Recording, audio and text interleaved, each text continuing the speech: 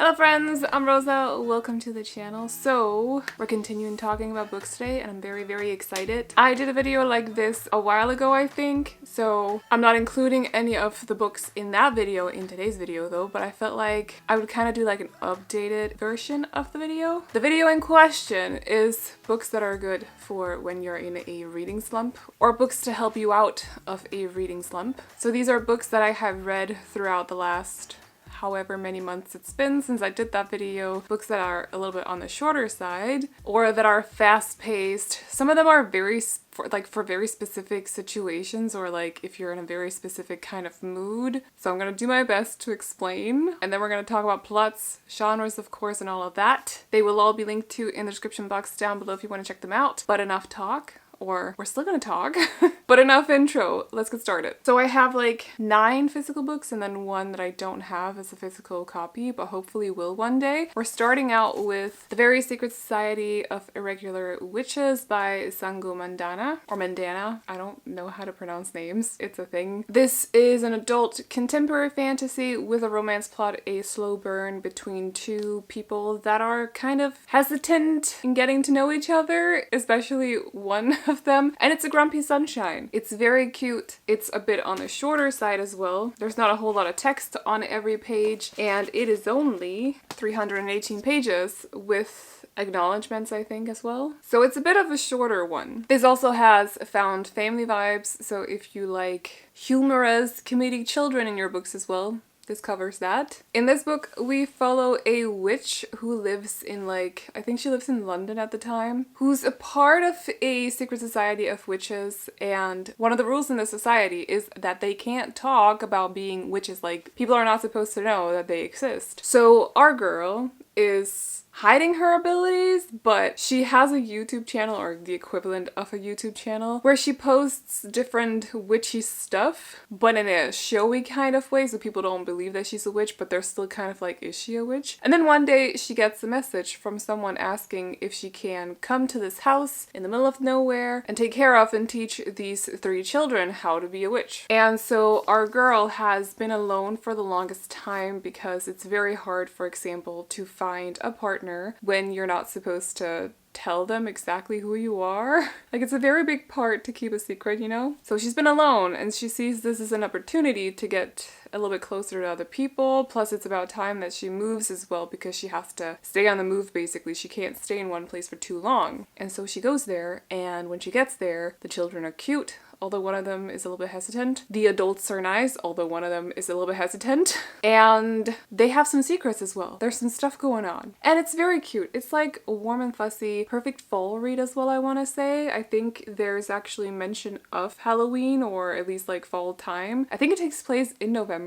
Is that what it is? I can't remember exactly, but you can still read it now. You don't have to wait until November. I think this is because it'll make you feel something, and it's short, it's fast-paced, and it's very cute as well. And the romance, I loved it. So one book for when you're in a reading slump, The Secret Society of Irregular Witches. Also, can we adore the cover out? Can we just... This cover is so cute. It's so perfect. It definitely gives me House in the Cerulean vibe, or Cerulean Sea vibes. Like, most definitely. So next up, we have one that I read very recently. It's Book Lovers by Emily Henry, and this is an adult romance. So for this one, I think if you're used to reading romance books and you love the cliches, but for some reason you just can't get that vibe, this is like a love letter to romance books. It has so many cliches, but just written in a very nice way. I don't know, it's not, if you write all of it down on a page, it's not going to look original, but for some reason it just is. Emily Henry definitely wrote this book for book lovers, especially for romance book lovers. So if you're missing the vibes and you just want to get reminded of all the feelings you felt when reading other romance books, this is perfect for that. In this book, we follow our lead girl, who is a bit of a workaholic, I think you can say. She works in the publishing industry as a literary agent, and one of her biggest clients, or possibly her only client, I can't really remember, is this best-selling author of a specific book that takes place in this specific town. Maybe it's a bit romanticized, I don't know. So one day she has to meet up with an editor and she tries to convince him to edit her client's next book. However, he's like, no. I hated her previous book, the bestseller, so I'm not touching the next one. And so the two of them, obviously, because of this, don't really get along that well. Like, they can't agree on this one book. So they part ways, they don't talk again. Fast forward a little bit, her sister makes a surprise suggestion that the two of them should go on a vacation to this town that, you know, the best-selling book, the town in that book, that's why I mentioned it. They're going there, and the sister has made a list of these different things that our lead girl has to fulfill while she's there. So for example, go on a date with a small town guy, you know, that sort of thing. Ride a horse, save a small business, something like that. So they take off, and when they get there, they find out that this like snooty editor, this like snobby, mean, kind of not nice editor, he's there and they can't figure out why is he there. But then he notices that they're there and they have to talk and it's fun. They start an email chain and it's nice. So, book lovers. Definitely a bit of a situational one, but it's like, it made me remember exactly why I love reading romance books. So yes. Then we have one that might be a little bit of an unpopular opinion maybe, but The Luminaries by Susan Dennard, which is a YA fantasy. It's the first one in the trilogy. It's very fast-paced. It's very short as well. I think it's about 300 pages. It's not too complicated to understand. It's basically like go, go, go, you know? So I think this is perfect for when you're getting out or trying to get out of a reading slump. In this one, we follow our lead girl, Winnie, who is she lives in this community that are basically tasked with taking care of the forest because the forest is haunted by nightmares at night. And sometimes bodies turn up. So the teenagers in this community have to go and get the bodies and also protect everyone else from the nightmares. It's a whole thing. But Winnie and her family have been exiled because of some stuff that her father has been involved in. He's run off, by the way. We don't know where he is. But they've been exiled, and so in an attempt to clear her family's name, she decides to enter the hunter trials so she can become a hunter. And the hunters don't just clear the forest from bodies or for bodies. They hunt down the nightmares at night. So it's like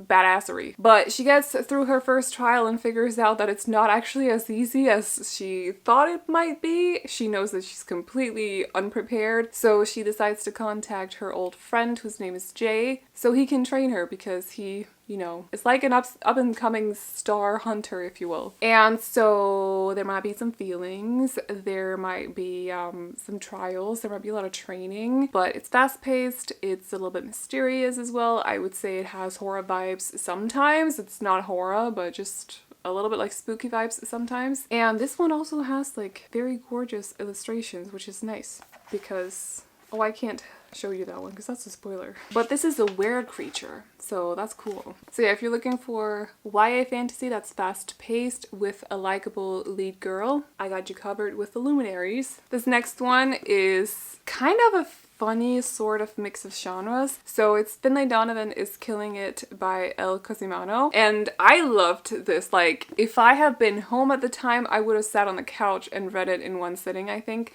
But I was in Rome when I read this, so it took me a little bit. It is hilarious though. So this is definitely, think romance, but it's a thriller because it's not a murder mystery, but murder does take place. And our lead girl is kind of caught in the middle of everything. And then there is, like I said, a romance. But it's not like a huge part of the book. But it's also a little bit a part of the book. And there might be a little bit of an age gap as well. I don't know. Oh, and she's definitely a single mom. I love her. Finlay is hilarious. So we follow Finlay in this one, who is a struggling author. She has not had a lot of inspiration or time to sit down and read lately because she's a single mom and her life is so chaotic between taking care of her kid and also keeping the house clean and nice and, you know, everything. It's just not easy being Finlay. So one day she meets up with her agent so she can pitch her next plot for her next murder mystery.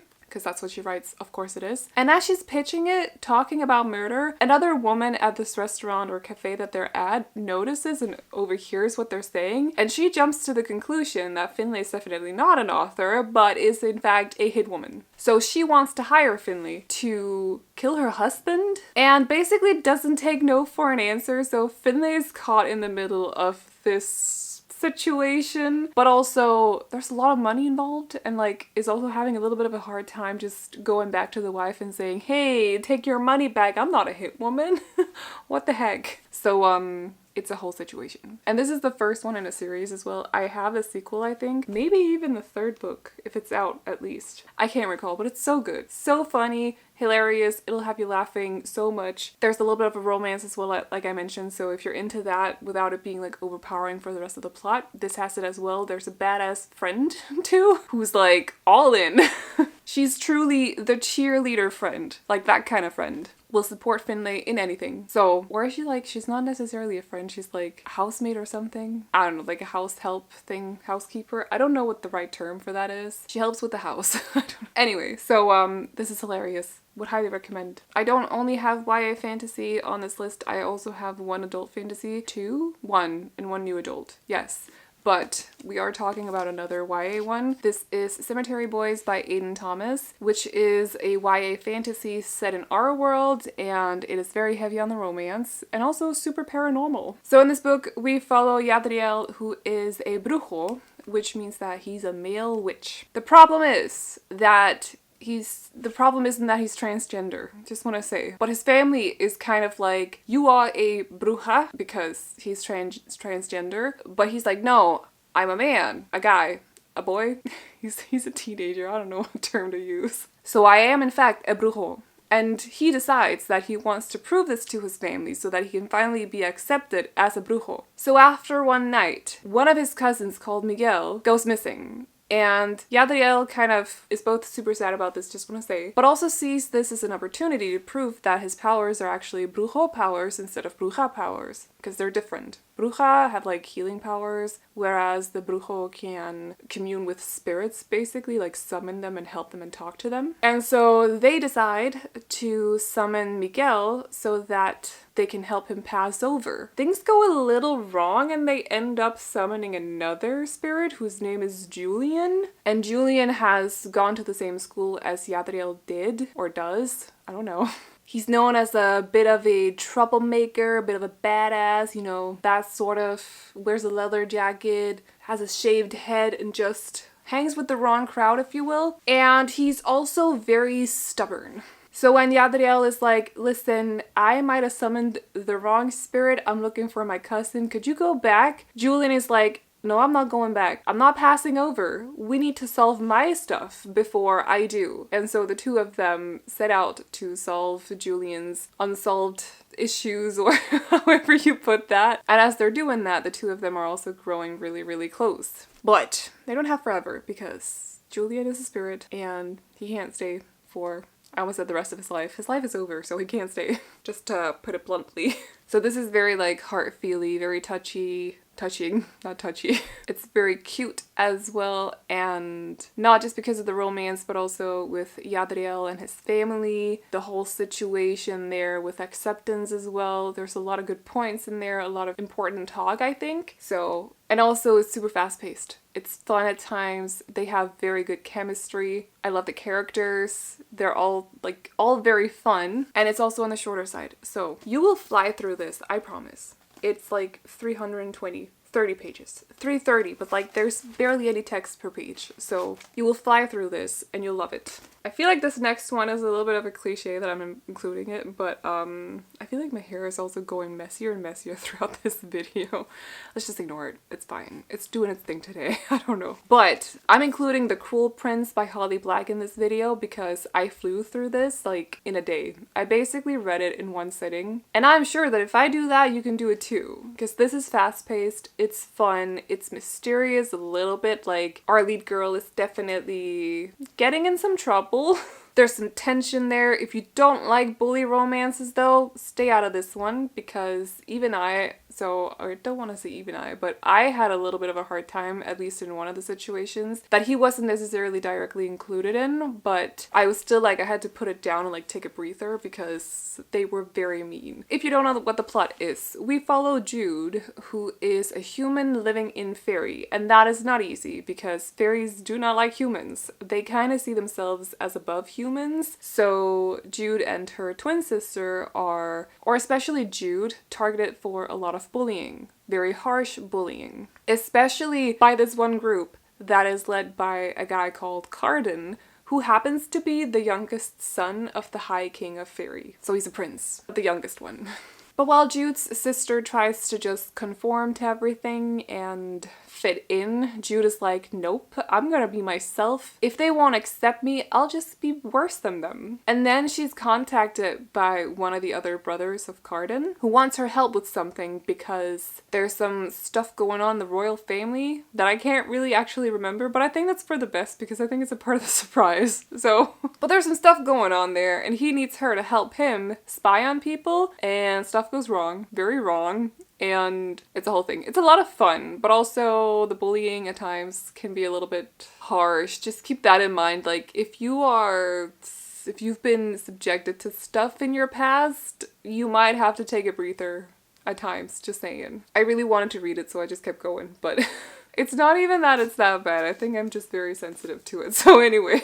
And yes, there is a romance in this because Carden and Jude are weird with each other. Like, there's a whole thing going on there. Very interesting. Oh, there's a very good line as well later on that you've probably seen on Instagram or TikTok already, but I've also tapped it. I will not read it out loud for you. But I promise, if you like YA fantasy romance, you're gonna like this one. I don't keep my promises necessarily, just want to say. I am not responsible if it turns out that you didn't like it, okay? Then we have one more adult romance that is actually a debut. It is Every Summer After by Carly Fortune. I won't say that this is like super fast paced, but there is this like situation looming over the characters throughout the whole book that, for me at least, made me want to continue reading it because I wanted to know what the heck was going on, because I also really liked the characters. I liked them very early on. I think around like page 40, I was like, nothing better happen to these two. So in this one though, we follow, in short, it's a small town romance. We follow a girl who every summer came back to this place, this like lake cottage during the summer vacation, and her family's neighbors are these two guys and their mom. And throughout the years, because you follow them throughout like summer to summer, not really in between, but just like summer after summer, you get like caught up with where they're at in life and also how their relationship as friends is going. And then between every chapter, that is like these different years, you're in the now where things are just very bleak and sad.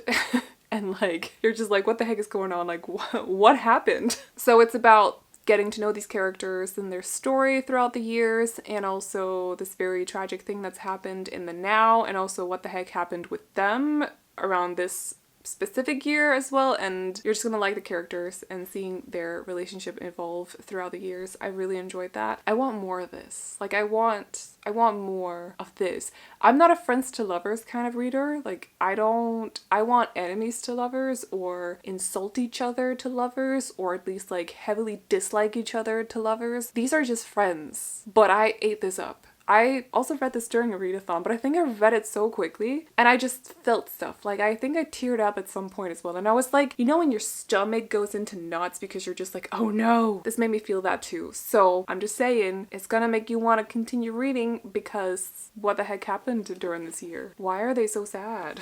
So this is about 300 pages. Not heavy on text per page either, so it's a very short read, and I would recommend it if you like romance books. Our last YA book for this video is also a little bit of a specific one, probably also a bit of an unpopular opinion, but Violet Made of Thorns by Gina Chen. This is for those of you who really love fairy tales, because this definitely gives like fairy tale retelling vibes without being a full-on retelling. It just has like nods to different fairy tales that you might have heard about or watched or read, and I really enjoyed picking up on the different references here and there. I will say though, this is marketed as having a morally gray lead character, and I definitely don't think that she is. just want to say. So don't go into it expecting a morally gray lead character, because she's not. I think she's just good, but she's not even hesitantly good. She's just also keeping herself in mind, and she has a bit of a wall built around her because she's been through some stuff. So, the synopsis is so difficult to explain though, but in short, we follow Violet, who is a seer or fortune teller. What is the right term? A prophet, but she's also a liar. She works at the castle, so she's actually the royal prophet. She's hired by the king, and they have to work closely with each other, but he often asks her to lie about stuff. And then there's the king's son, the prince, whose name is Cyrus, and the two of them don't get along at all. Cyrus keeps threatening Violet that once that he has the crown, so once he's king, he's gonna throw her out. Like, she's not gonna have her place at the castle anymore as a royal prophet. She's just gonna be out. So of course, this is making Violet go like, well, I hope you never become king. But as it turns out, it's really Cyrus's time to take over the crown, but he can't do that until he finds himself a wife. So when Violet is asked by the king to basically come up with a prophecy, and the prophecy being that at this ball, Cyrus is gonna meet his true love, she does it. And then at the same time, there's this thing, see, this is the part that makes this very difficult to summarize for me, because there's this thing with Violet actually having to have Cyrus has to die. Just to put it bluntly, Cyrus has to die, because otherwise Violet is in trouble.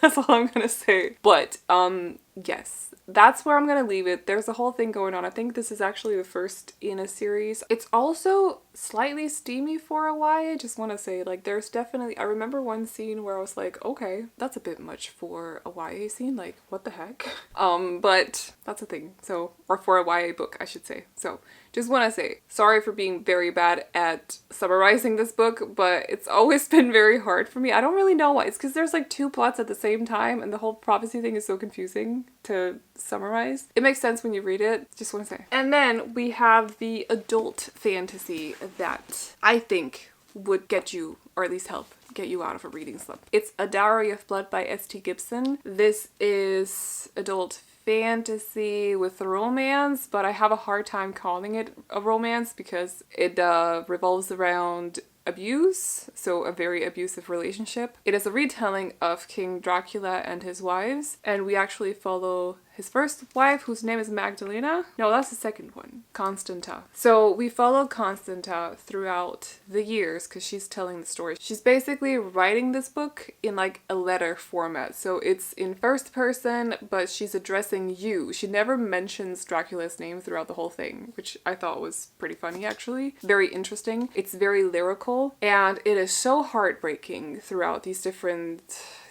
scenes because Constanta loves Dracula and Dracula is a narcissist if I've ever seen one. So following their relationship, how he's basically got so much power over her, and him also starting to introduce other people into their marriage is heartbreaking. Very sad, but it's very beautifully written. I really want to reread this as I'm holding it in my hand. Also a very, very fast read. It's like less than 300 pages and not a lot of text per page, and some of the pages are basically like half, or some of the chapters are basically like half a page. So you're gonna fly through this. You're gonna be heartbroken. Just want to warn you, because it's very sad. And there is this one thing as well looming over the whole, I want to say couple, but the relationship as well, because she starts out talking about this thing that's happened without actually mentioning what's happened, and you don't know until the end. So it's gonna make you want to know.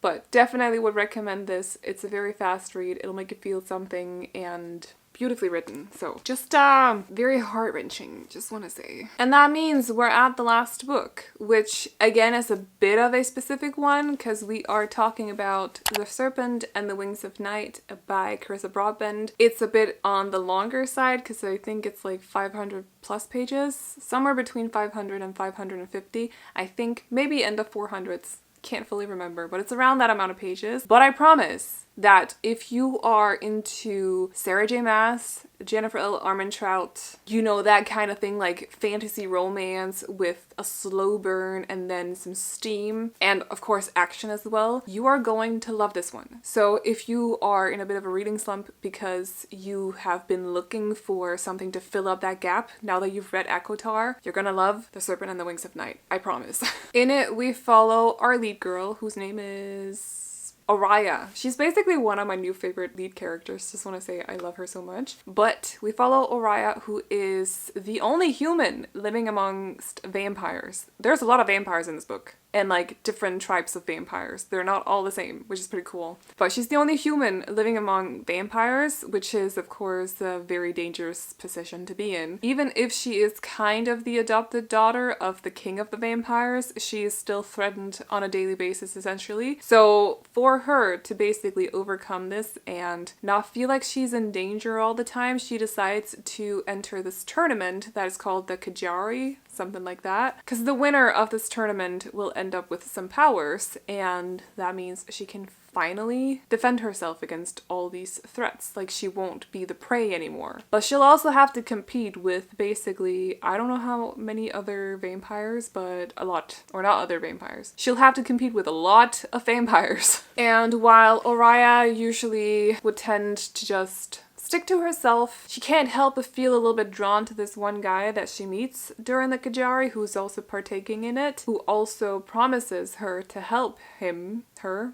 That was confusing for a second. He promises to help her if she teams up with him and his friend. But this guy is ruthless, first of all. He is a master warrior. He is intimidating, dangerous, and then at the same time, the more that they work, like, they don't really like each other to start out with, but the more that they work together, they slowly grow closer. But the thing is, only one can win the Kajari. So what happens when they get to the last stage of the tournament? I had to look it up. It is actually called the Kajari. Otherwise, this would have been very awkward. But yes, so it is a tournament story. Think competition, but like deadly, and a lot of messed up stuff happening, a lot of backstabbery. Think a badass lead character who knows how to wield knives. Think an enemies to lovers situation, a very slow burn romance as well. Vampires with wings. Different kinds of vampires. Some of them don't have wings. I don't know, I'm very excited to hear about the other tribes. I want to call them tribes. I don't know what else to call them, so I'm gonna go with that. And just overall fantasy romance without it being like very, very smutty, with a good action-packed story in there that is also fast-paced, that is well described. It has a nice world that is well built up, and it's definitely giving SJM vibes. So just want to say, if you're looking for something to fill that gap, I would definitely recommend checking out The Serpent and the Wings of Night. Also, the sequel just came out, so if you go through the first one, there is the second one to just jump into right away. But those were I believe that was 10. Yes, those were the 10 books I am currently recommending for getting out or getting over a reading slump. If you have any other good suggestions, leave them down below in the comments. Again, if you want to check these out, they are linked to in the description box. But if you enjoyed this video, feel free to give it a thumbs up. And if you want to see more videos like this from me, but also wrap-ups and TBR videos, bookish unboxings, readathons, reading vlogs, and all the other booktube stuff, definitely consider sticking around by clicking on the subscribe button. But that's all I got for you guys today, so I hope you enjoyed it, and I will see you all in the next one. Bye-bye.